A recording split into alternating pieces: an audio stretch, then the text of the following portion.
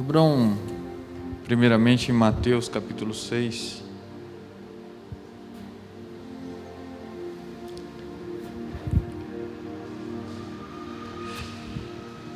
Mateus 6, verso 9.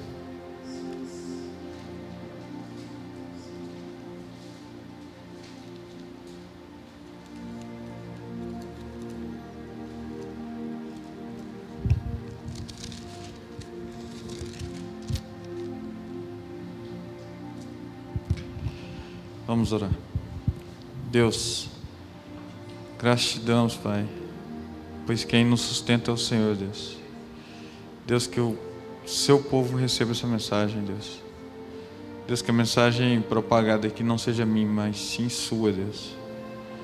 Deus, em nome de Jesus, Pai, que nós venhamos a reconhecer o seu senhorio dia após dia, que venhamos a seguir os seus passos dia após dia, Deus. Pois somente assim nós conseguiremos chegar até o final, Deus. Perseverando em fé, combatendo o bom combate, Deus. Deus, é o que eu peço nessa noite, Deus, que eles entendam essa mensagem, em nome de Jesus, amém. Ô Rafa, pode abaixar só um pouquinho esse microfone aqui, fazendo favor?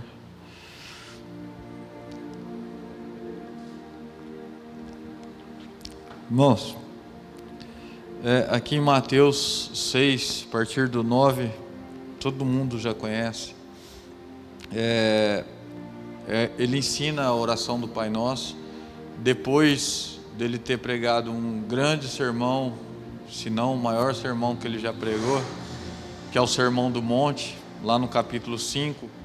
E ao decorrer do capítulo 5, ele traz vários ensinamentos, várias parábolas, várias histórias ali, para que nós tivéssemos algum aprendizado.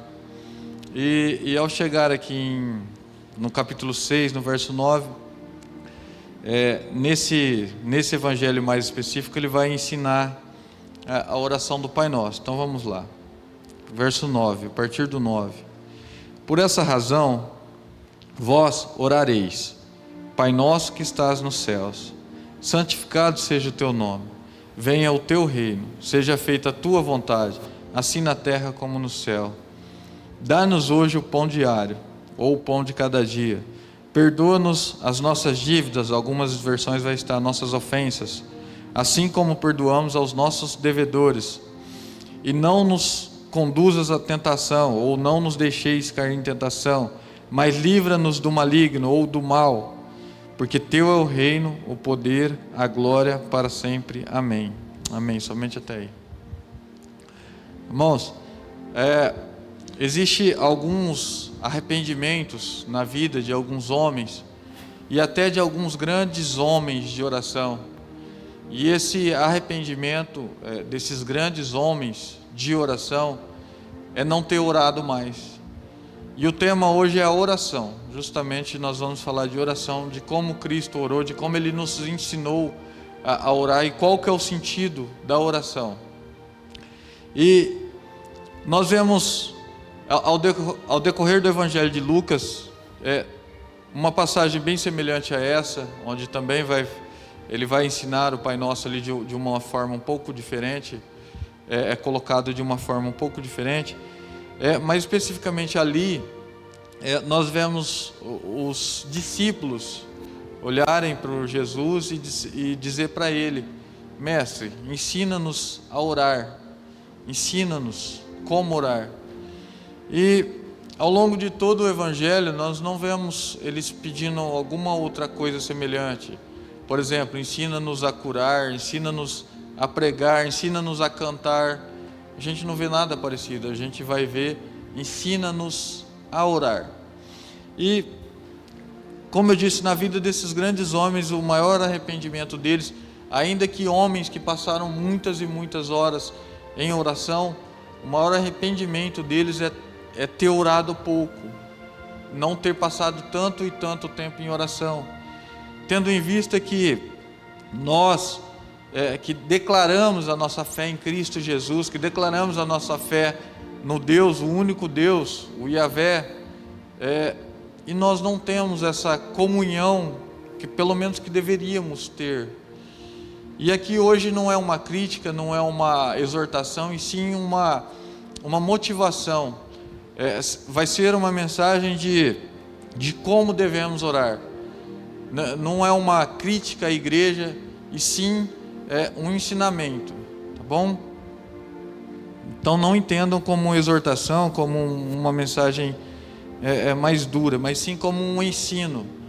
Porque muitas vezes, eu digo por mim particularmente, quantas e quantas situações e quantas campanhas nós entramos aqui na igreja mesmo, por algumas situações específicas, e pela vontade misericordiosa de Deus, não foi feito conforme nós pedimos, nós oramos. E eu não quero aqui questionar a soberania de Deus, porque Ele é soberano em todas as coisas, e a vontade dEle é perfeita, boa e agradável, mas eu particularmente fico naquele sentimento de que eu deveria ter orado mais, eu deveria ter buscado mais. E se eu tivesse passado mais uma noite em oração? E se eu tivesse dormido um pouco menos? A gente vê uma passagem, não me recordo a passagem, estou lembrando aqui agora, do rei Ezequias, de quando Deus sentencia ele à morte, quando Deus manda ele pôr a casa, coloca a tua casa em ordem, porque certamente você vai morrer. E aí a Bíblia vai dizer que ele vira para a parede, e ele ora, e ele chora copiosamente. E aí a Bíblia vai dizer que enquanto, não lembro se é Jeremias ou Isaías, enquanto Jeremias ainda estava no pátio do palácio, saindo, Deus fala com ele novamente, ele volta e traz uma outra mensagem: olha, Deus, ele não se arrepende da sentença dele, mas ele vai te acrescentar mais 15 anos de vida. E eu fico pensando isso, qual que é o nosso poder hoje? Talvez nós não temos essa força em oração. Talvez a igreja está tentando lutar na força do seu próprio braço. Talvez nós ficamos citando coisas da própria boca, e talvez nós nem cremos fielmente no que nós estamos orando, tendo em vista que esses grandes homens do passado, eles oravam e acontecia. Tem a história de um grande homem também, George Miller. Conta-se a história que esse homem teve 50.000 orações respondidas, e ele decidiu viver pela fé, ele decidiu viver literalmente pela fé. E hoje nós não conseguimos ter uma oração respondida, e a culpa não é de Deus. O Deus é o mesmo, Deus não mudou. Talvez sejamos nós que não estamos sabendo pedir, não estamos tendo fé para pedir, e talvez nós estamos, na grande maioria das vezes, querendo que seja feita a nossa vontade, não a de Deus. Então, e aí Jesus, ele, após os discípulos falar: mestre, ensina-nos a orar. E aí eu estou mal hoje, eu estou mal com isso, com essa palavra, com essa mensagem. Eu estou mal porque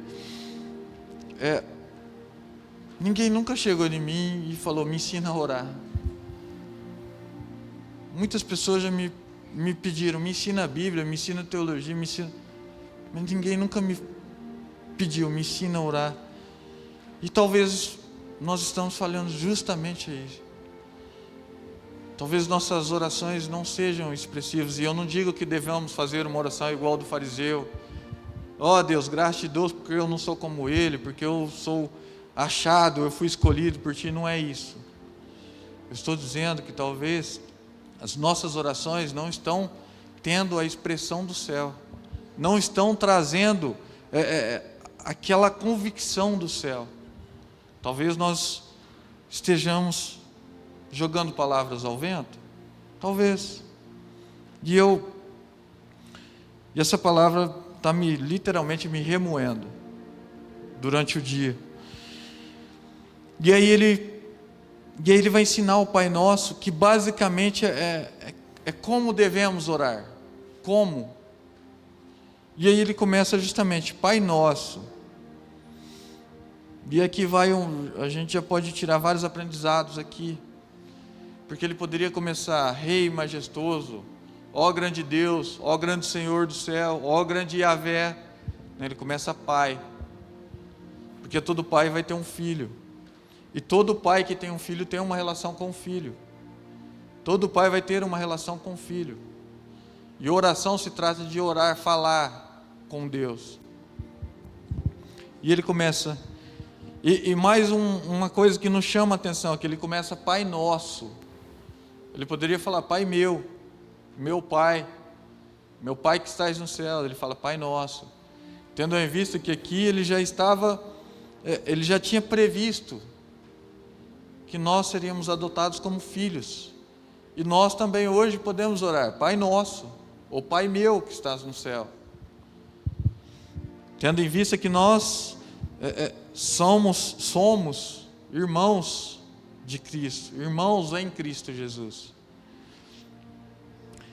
Pai Nosso que estás nos céus, aqui nesse primeiro parte do versículo ele já nos ensina a soberania de Deus, o quão distante de Deus estamos, o quão grande é a santidade de Deus. Pai Nosso que estás no céu, nós estamos tão longe, tanto é que o próprio Cristo vai falar: ninguém conheceu a Deus senão o Filho, aquele que veio de lá. E muitas vezes nós começamos as nossas orações arrogantes, dando ordens para o próprio Deus, e aí ele humildemente começa: Pai Nosso que estás no céu. O próprio Cristo falando quão distante Ele está de nós, quão soberano Ele é, quão santo e separado Ele é.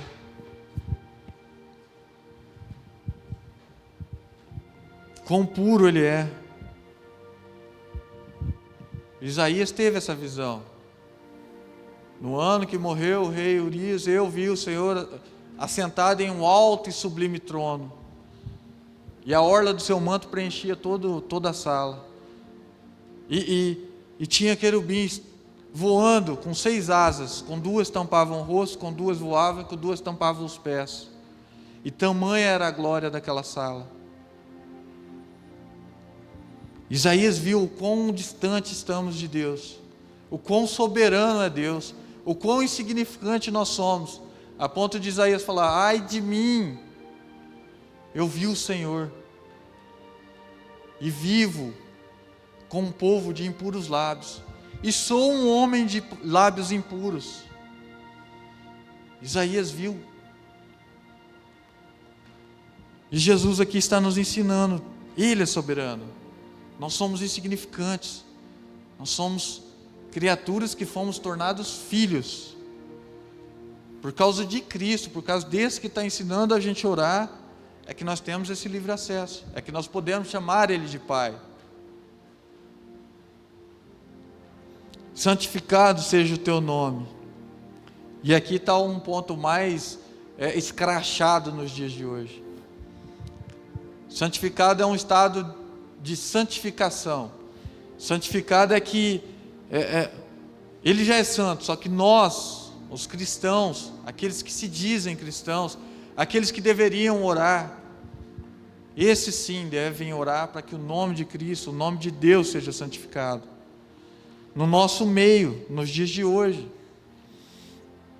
tendo em vista que o nome de Deus é escrachado pelo próprio cristão moderno, contemporâneo.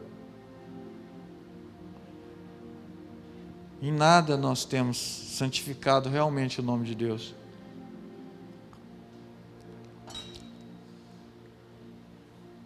Santificado é o teu nome, está no céu, é santo, separado. E aí você fala: um Deus desse tamanho, com essa envergadura, não tem outro igual, não. Você pode tentar fugir para onde você quiser, você não escapa de Deus, você não escapa dos olhos de Deus. E Ele, com todo esse tamanho, ainda assim Ele inclina a sua cabeça para ouvir a oração, para ouvir a nossa oração. E nós devemos santificar o seu nome, literalmente.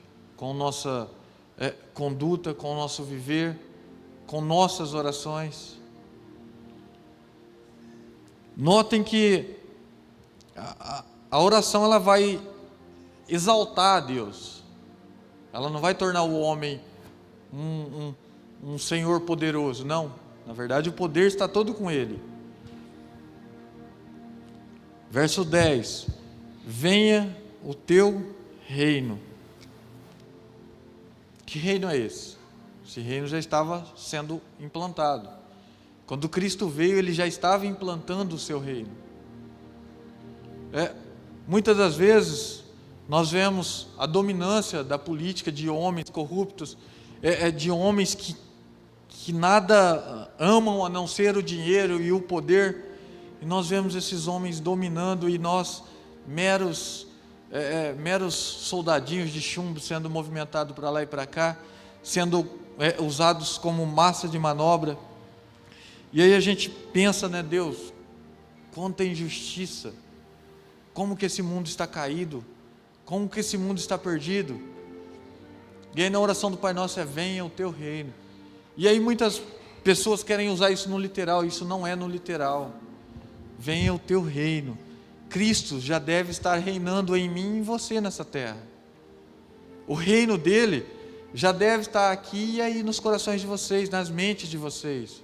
Venha o teu reino, reine em nós, reine em nossos corações, em nossas vontades, em nossos desejos pecaminosos. Venha o teu reino, Senhor, reina em mim, tira o que há de mal em mim, coloca o teu reino.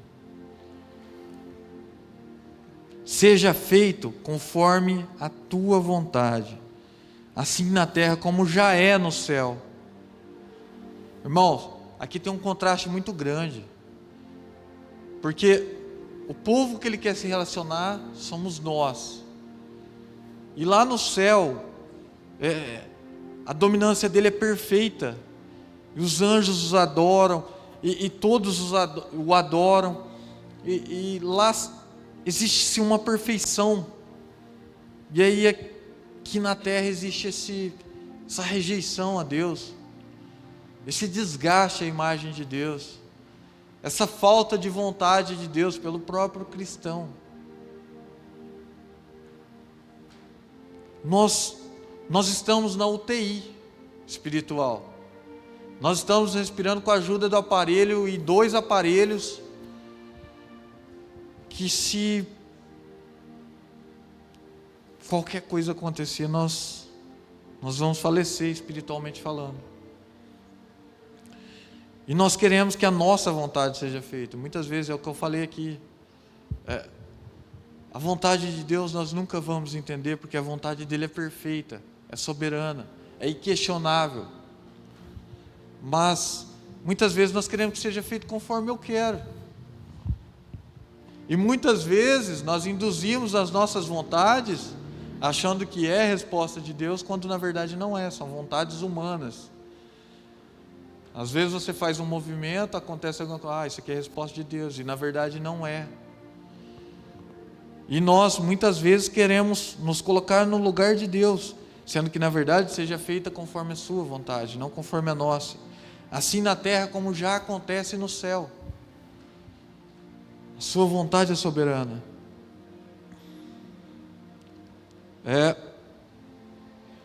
Dá-nos hoje o pão nosso diário.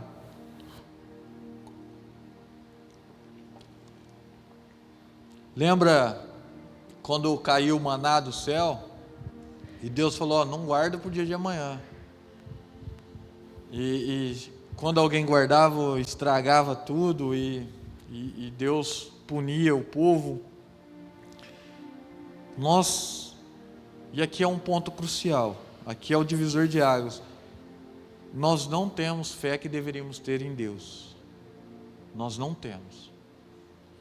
Nós não vivemos um dia de cada vez com fé em Deus, de fé em fé, como está escrito em Romanos.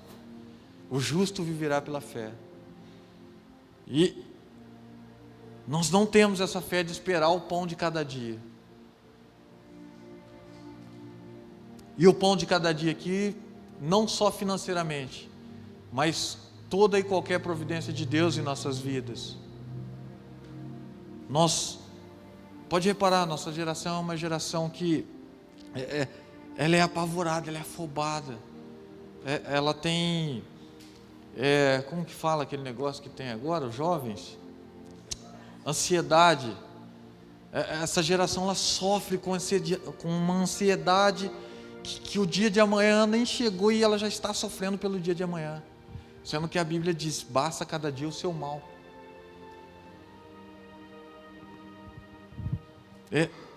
Depressão tem atacado os nossos jovens por medo do amanhã, por não saber o que vai acontecer amanhã. E essa geração agora é uma geração que foi entregue tudo para eles, e eles não sabem o que fazer com isso tudo. É maior do que eles. Eles praticamente se implodem por dentro. E aí eles não sabem aguardar o pão nosso de cada dia, a providência nossa de cada dia, o socorro nosso de cada dia. Talvez quando chegamos em uma situação extrema, oramos até o nosso joelho sangrar, quando na verdade não deveria ser assim. Como o pastor sempre fala aqui, parece que a oração é o último recurso, quando na verdade deveria ser o primeiro recurso. Na verdade, da igreja é o maior recurso. Repara que nós não temos nada. Nós não temos nada. Nós não temos, pelo menos, estou falando agora da igreja local. Nós não temos dinheiro, nós não temos recursos, nós não somos essas mega church que existe por aí. O que nós temos? O que pelo menos nós deveríamos ter? Poder. Poder do alto.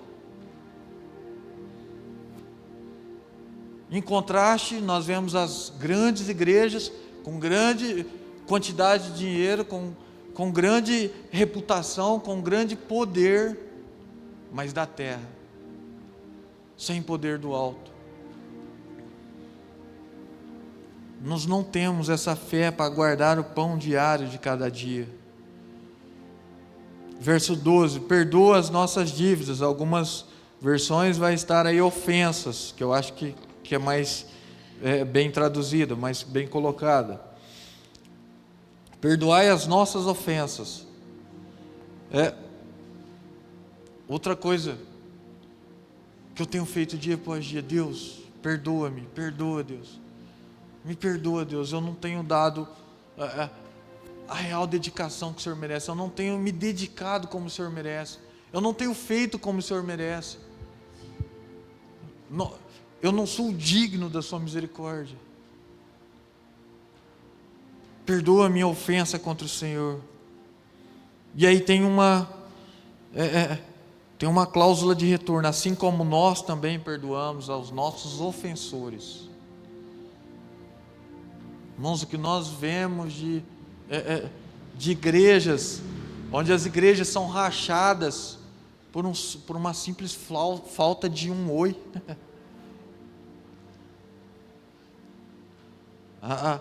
A igreja moderna, ela não aceita uma ofensa, e se a ofensa vem, ela não perdoa, ela não libera esse perdão. Eu estou no estado, você pode vir aqui cuspir na minha cara, nós vamos sair junto depois. Perdoai os vossos ofensores. Só tem essa noção de perdão quem tem a noção do quanto foi perdoado por Jesus Cristo. Se você não tiver noção do tamanho do perdão que você teve, você não tem a capacidade de perdoar. Isso aqui, continuando, é uma oração, tá? Mas nessa oração ele nos traz várias lições, vários ensinamentos de como devemos orar, como devemos nos portar. E não nos conduzas, ou não nos deixeis cair em tentação, mas livra-nos do maligno ou do mal. E aqui é a grande causa da queda da igreja. Essa é a maior é o maior ponto de divisão entre aqueles que permanecem e aqueles que caem. E aqui não tem nenhum super santo, nenhum super herói, nenhum super cristão, não tem nada disso.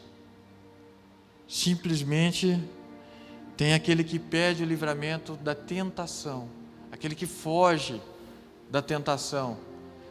Porque todo mundo sabe que antes do pecado vem a tentação. Principalmente aqueles pecados imorais. Às vezes a gente vê casais que são casados e há uma queda de algum dos lados, e aí a gente fala justamente isso: caiu, queda. Mas principalmente nesse tipo de pecado, há uma tentação antes, há uma preparação. São tipos de pecados que são premeditados, são projetados para serem feitos. Esse tipo de pecado, ele é preparado. Ele não acontece. Eu não acredito que é uma queda. Ninguém chega em um ambiente e sai com a mulher dali que conheceu na hora, agora e vamos. Não é assim. Esse pecado ele é preparado. Começa flerte, começa uma sucessão de erros até chegar ao ápice. Deus não nos deixe cair em tentação, assim como todos os outros pecados. Sabe o pecado do desvio de dinheiro, da corrupção? Isso não acontece de uma hora para outra. Você não vai entrar hoje em alguma situação que você vai ser...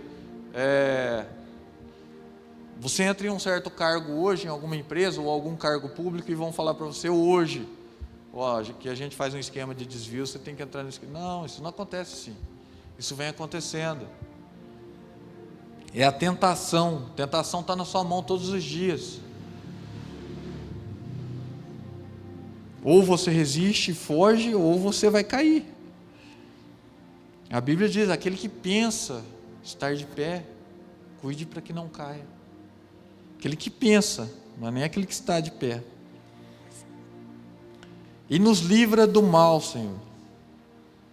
Aqui Ele nos ensina a pedir um livramento do mal, Satanás, de maligno. Nos livra do mal, Senhor. Nos livra do mal de cada dia, Pai. Muitas vezes nós saímos de casa, às vezes na correria, e nós ou não oramos por desleixo, ou esquecemos, ou por causa da rotina do dia a dia, e esquecemos de pedir essa proteção diária. E nessa oração Ele nos ensina: Deus, nos livra, nos guarda do mal do dia, que os Seus anjos estejam nos protegendo. E aí Ele vai dizer: porque Teu é o reino, glória a Deus, o poder e a glória para sempre, amém.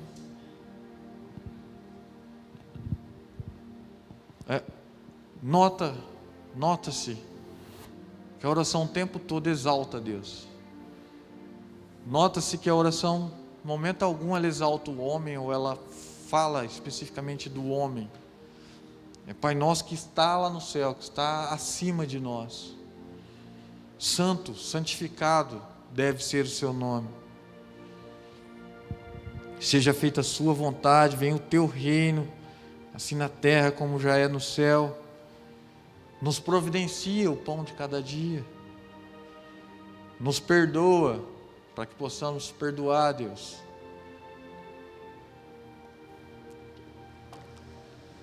Não nos deixa cair nessa tentação, porque Teu é o reino, o poder e a glória, para sempre. Não é durante um tempo. Vou abrir em Lucas 22, 44.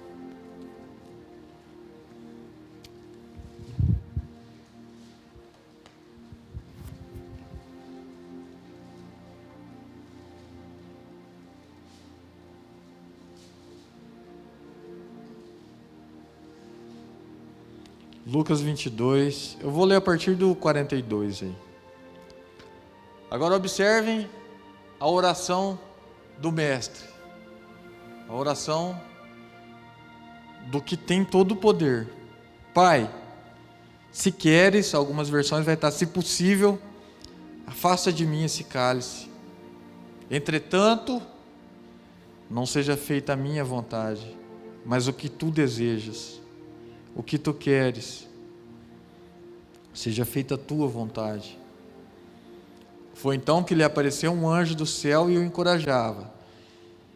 E aí aqui já é um outro tipo de oração. Em grande agonia, orava ainda mais intensamente. Ou seja, lembra que eu falei que quando estamos em alguma situação mais delicada, ou que já fomos desenganados pelo médico, ou uma situação irreversível na justiça, ou uma situação irreversível nos casamentos, ou qualquer tipo de situação que se torna, aos olhos humanos, irreversível. Aí nós sangramos os joelhos, e em grande agonia, orava intensamente. E aconteceu, olha a intensidade da oração desse homem Deus. Lembrando que aqui ele se esvaziou de si.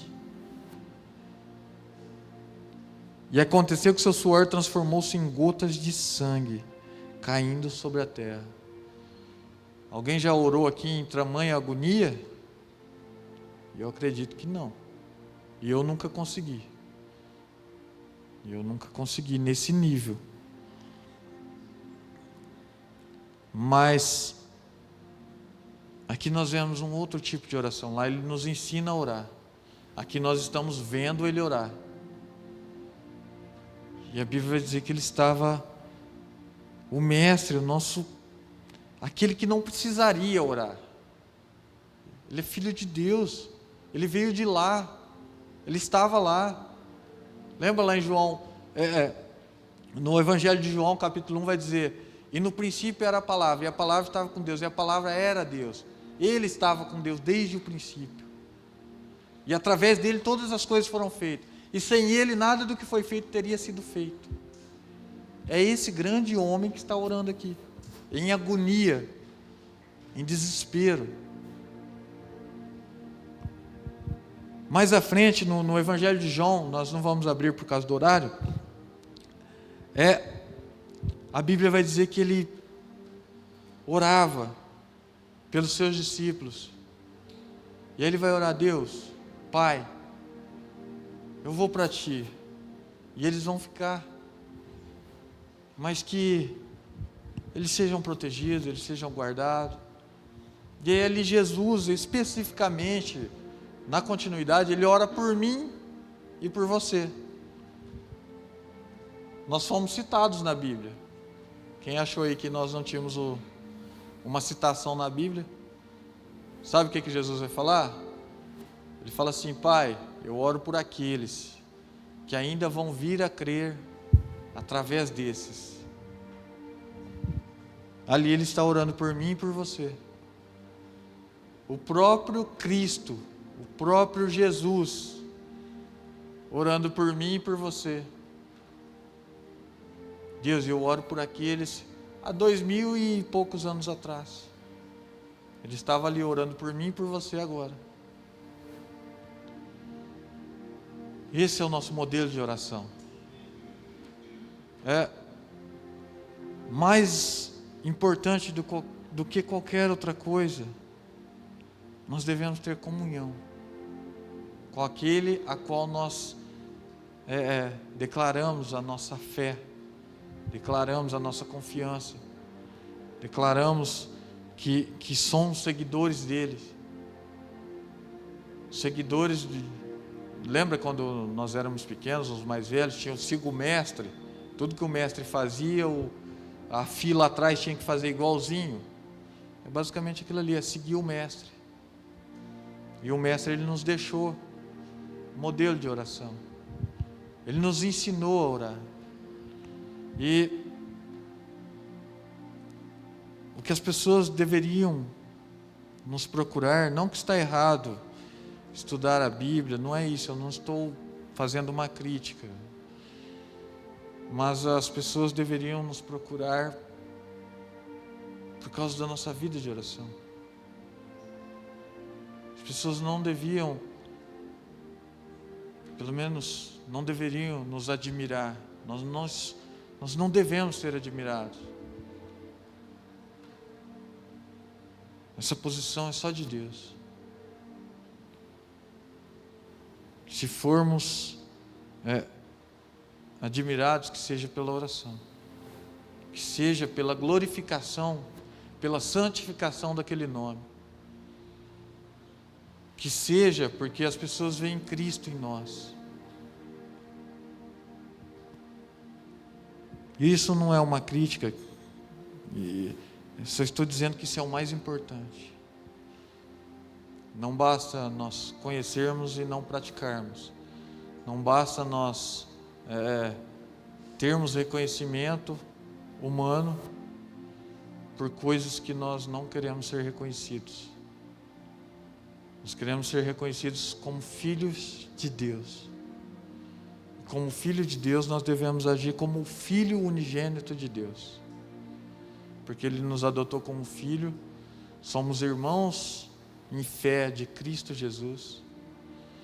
E tudo está pago. Ele fez aquele pagamento, o véu se rasgou.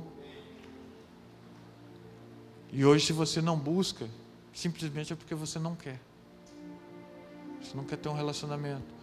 Quando a gente constrói um relacionamento matrimonial, o relacionamento não acontece do dia para a noite. Ele vai acontecendo, você vai pegando intimidade, mais intimidade. Chega a um ponto que quando as pessoas veem, eu olho para o Mauri, eu já vejo a Simone, olho para o Danilo, já vejo a Sabrina. Você não consegue, olha para a Celi, já vejo o Evandro, o Rafa, já vejo a Alessia. Você não consegue desconectar. Tamanha intimidade. Intimidade com Deus é a mesma forma. As pessoas devem olhar para nós e ver Deus em nós, e ver Cristo em nós. Se isso não estiver acontecendo, tem alguma coisa errada. Tem alguma coisa errada. Ou a nossa intimidade está falhando, ou nós não queremos ter essa intimidade.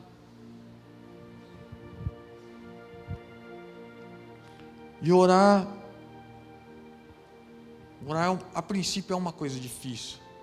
Exige disciplina, exige você estar ali e a briga com o sono, a briga com a carne, e você quer deitar no sofá e você quer assistir outras coisas e aí fica aquela briga entre a carne e o espírito, e quem vence é aquele que estiver mais bem alimentado. Nós não teremos poder nenhum, expressão nenhuma espiritual, enquanto nós não tivermos uma oração poderosa. Quando tivermos uma oração, John Knox, eu gosto sempre de citar John Knox, porque ele é citado até nos livros de história secular.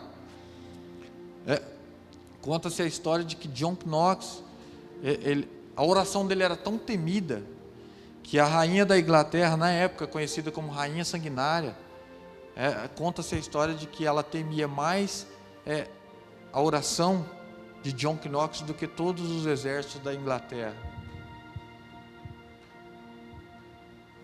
Que homem de oração! E esses grandes homens, eles morrem no anonimato, eles só são citados para nós hoje porque alguém viu a história dele, alguém achou diários, alguém estava junto e escreveu para que nós a conhecêssemos. Caso contrário, anonimato. E aí esse homem que tinha uma oração mais temida do que todo o exército da grande e poderosa Inglaterra da época, ele é citado até nos livros seculares.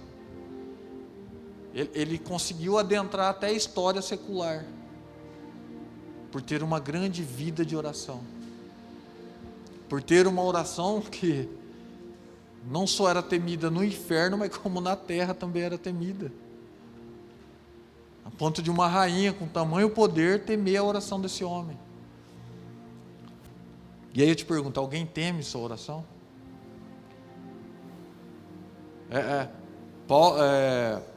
Aqueles 7 homens, quando eles vão expulsar o espírito maligno lá, eles humilham aqueles homens. Não, peraí, Jesus, beleza, Paulo, nós sabemos quem é, mas quem é vocês? E aí eles fogem pelados, porque eles apanham dos demônios.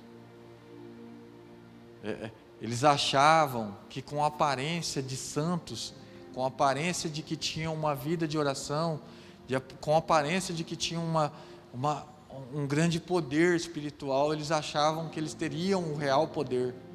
Saíram envergonhados. Saíram envergonhados. Vamos colocar de pé que eu já avancei no tempo.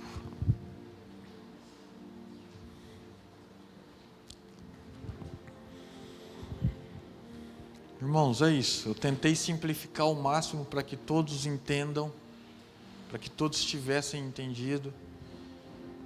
É básico.